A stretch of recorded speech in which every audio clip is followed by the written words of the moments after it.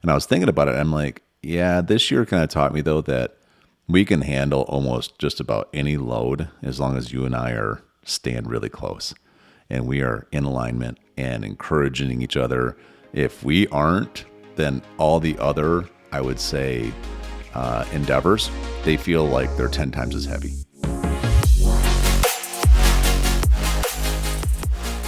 Hello, everyone. We are Greg and Jacquie Francis, and welcome to High Performance Parenting, where our passionate goal is to encourage you to raise champion children in a crazy world. Every week, we will bring you multiple episodes from our extensive experience of raising our six happy, healthy, successful, godly kids who are confidently equipped to win big in life. We deeply believe that any parent who is provided with the right knowledge and continual support can raise amazing kids. And when they do, all of our futures get better. If raising up future generations of absolute champions matters to you as much as it does to us, here's how you can contribute. Like and share this podcast with everyone you know. And together, let's embrace this journey of raising champion kids in a crazy world. Hello, everyone. Welcome back. So, I figure I should start with a question. Okay. What made you feel like you should? What do a tick and the Eiffel Tower have in common? I don't know. They're both parasites. Wow. You liked it. You couldn't even hold back your laugh a little bit. Oh, that was a rough one. Okay, that was a good one. So, all right, what are we talking about today? I thought we said that we wanted to chat about goal setting. It's kind of that time of the year. I don't know when this is coming out, but it's towards the end of the year here, and it's time for us to kind of start thinking about how to end well so that we can start the next year well.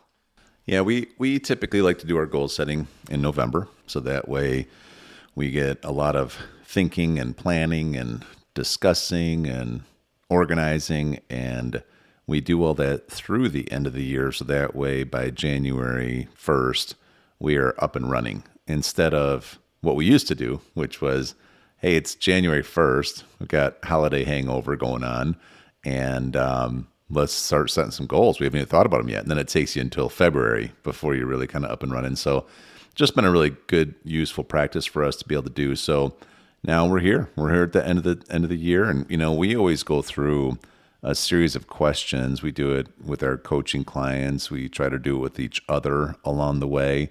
But, there's really something to be said about knowing that you're completing a year well in order to be able to start looking ahead towards next year very well. And, some of the questions that we have that maybe I'll ask you today, I'm going to interview you today. But I think that for all of the people that are listening, these are great questions that you could ask yourself or others around you that probably could help you complete this past year. I heard it explained one time that a lot of times what you can do is you can take like a timer for 2 minutes and then just write down every dream that you have. Any kind of, if like money or time, any of that was not an issue, what would what are some of your dreams? And typically, I know the first time I did it, I think I had like 5 or 6 answers, right? And I remember it being a little bit challenging. And someone explained to me, I said, well, if you have probably less than 10, you write down in 2 minutes, then that means that you have so many thoughts bouncing around in your head that your creativity has been basically stifled almost to a standstill. And when you're operating at such a low level of creativity, you're going to work twice as hard to get a half the results. And so, one of the things you have to do is you have to just think of your thoughts as like think about little beams just like bouncing around in your head. And if they don't have a place to land because there's still an unended thought or an unended concern or whatever, then you're probably going to have a hard time being creative. And so some of these questions help with this to be able to get past some of those thoughts that have not landed anywhere yet. So I have a question for you. What was your biggest triumph this past year? I feel like I've had several, but one of the biggest ones was probably this big move to Boise this year, and everything that went with that, whether it was selling one home to purchase another home to packing up, pretty much our whole house and whatnot, to start a whole new adventure in an area that we've only visited maybe 3 times before we moved here. Yeah, and never before we decided to move here. Correct. Not one time. And with that, organizing and helping the kids with all that, because, as any parent knows, it's not just you making decisions and you succeeding in life, it's how your tribe around you does. And, to have our tribe, change where we've been living for the last, their whole life, is the Midwest and whatnot, to be able to organize that and help navigate that and walk them through that, only to feel like we came here and it's been very successful and that everyone's thriving, feels like it's a really large accomplishment. Yeah, I would agree. It's a big triumph, all the different moving parts of having to sell the house and get everything moved, and then even managing coming from Florida over to Boise and all of the moving parts. But like you said, mostly emotionally being able to manage it within our household, because there's so much change, and everybody resists change. We all do to a certain extent, but there's been a lot of intentionality and prep work that you and I have done to make sure that we're not only in alignment with each other and that you and I are each okay, but also making sure that our kids understand this and that we can present it in a way that they see the value and the benefit and why we're doing it. We're so big on communication and open communication to make sure that people aren't just sitting there wondering, and so I think we've done a great job with that this year. Yeah, and I think all the little conversations I had along the way with the kids has added up to feeling super secure in the decision we made, and they're excited about where we're at right now. And we've only been here 6 months or so, and truly everybody is thriving. And it feels good to kind of look back and realize that many times we're gonna have to do prep work, and that goes in your businesses, that goes in your personal life, that goes in your relationships, that goes in your walks, in your journey with, God, whatever it may be. There's prep work that needs to be done inside of you to be able to accomplish what you want long term. And it doesn't just happen overnight, and it doesn't just happen because, you're like, hey, once we get there, we'll figure it out then. All the prep work and all the small conversations I had along the way led up to the excitement where we are today. For sure. Okay, how about this? What was the greatest? Wait, what was yours? Same answer, would you say? Or what was your... Yeah, I just told you that. Where were you?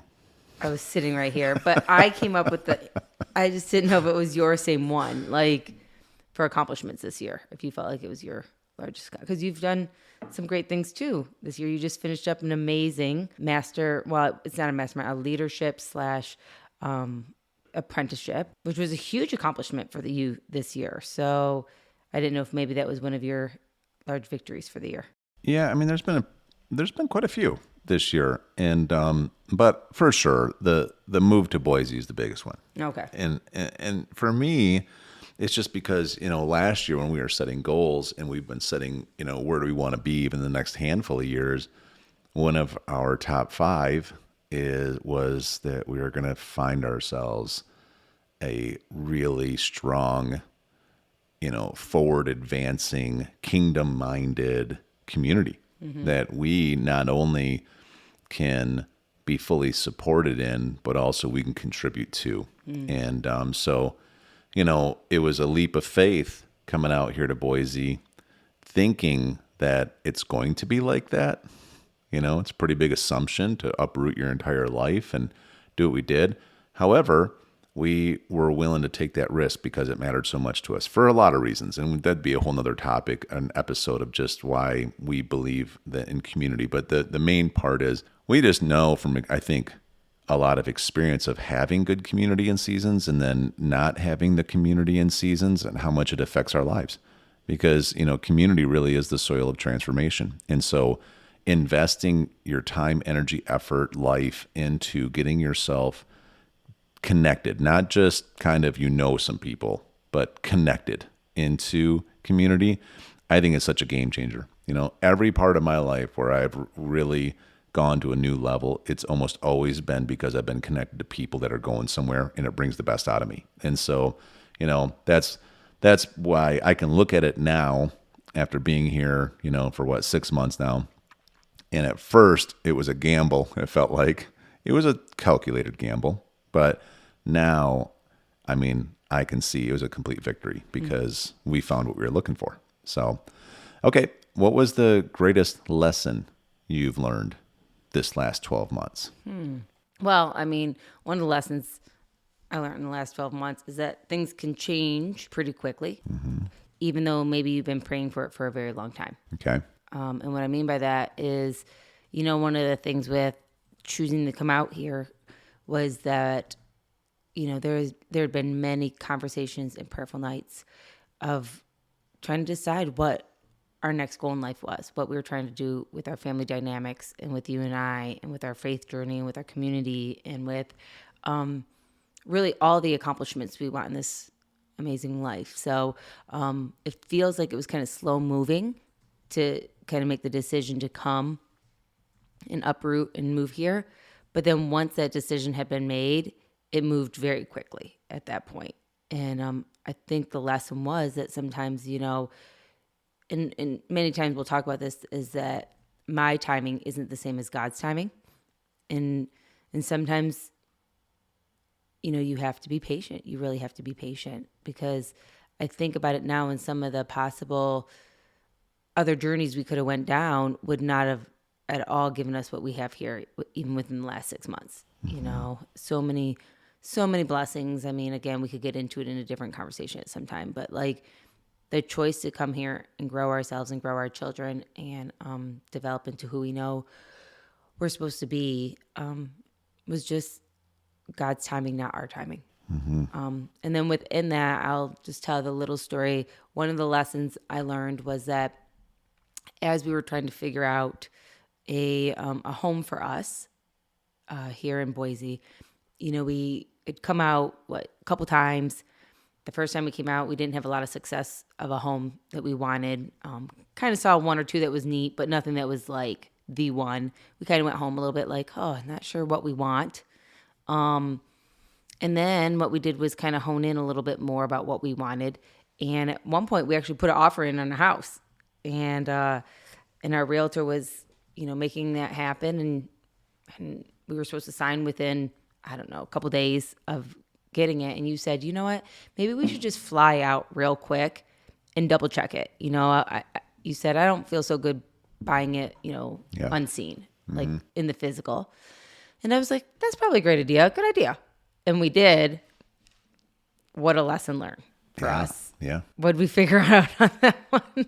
Well, we figured out that the amazing technology with pictures online doesn't always perfectly translate into reality. And this place was really nice. I mean, it was brand new. Like, it wasn't like it was anything wrong with it or it was a dump or anything. No. It just, I don't know. It's different when you see it online, and all the things that your brain goes to of what it means and what it looks like and what each room is and what the yard is like and what the neighbors will be like, everything.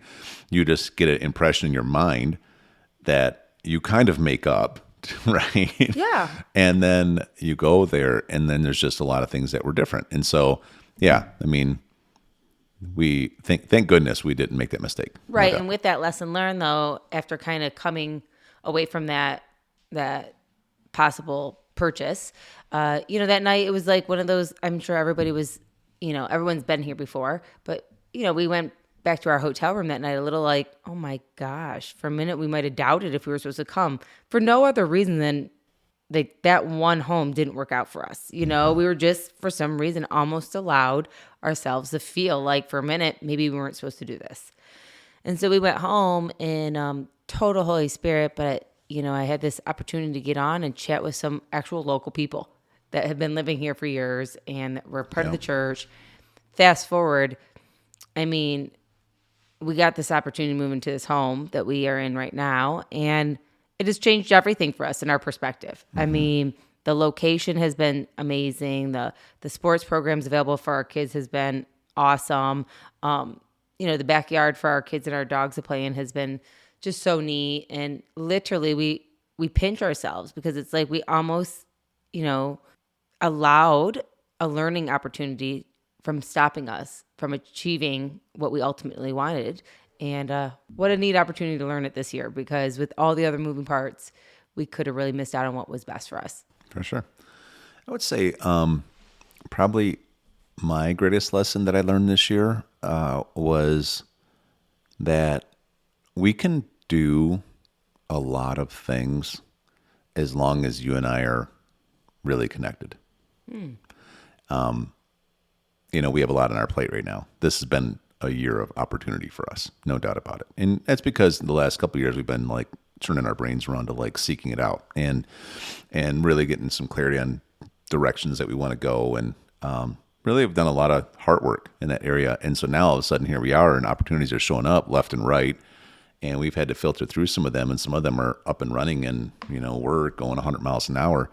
And, I hear that compliment a lot from other people, that you guys really can handle a lot. And I was thinking about it. I'm like, yeah, this year kind of taught me though that we can handle almost just about any load as long as you and I are staying really close, and we are in alignment, and we are supporting each other, and we are filling each other up and encouraging each other. If we aren't, and we're not in that space, then all the other, I would say, endeavors, they feel like they're 10 times as heavy. And so it's just an important thing. It's kind of like something you feel like but then all of a sudden, let's throw 10 new things in your plate. And then you realize going through it, because there's been some times when we haven't been fully connected, and we've had to work to get back connected. And but the reality is, I'm like, okay, we know this, we coach this. You gotta put the right things first. Doesn't mean we have to get rid of the other things, though. It just means we have to keep them the right priority. So yeah, that's always, I feel like, a thing that if you are a high achiever, you're gonna have to remember, if you really want to keep your relationship strong and connected, it's going to take as much work as you think it will. Mm-hmm. It's a real process to focus on each other and not focus on all the other things. All right, hold that thought. I'll have you explain how you can focus on me in the next episode. Hey everyone, thanks for listening, and thanks for your love and support. We hope that today's episode added tremendous value to you and your family.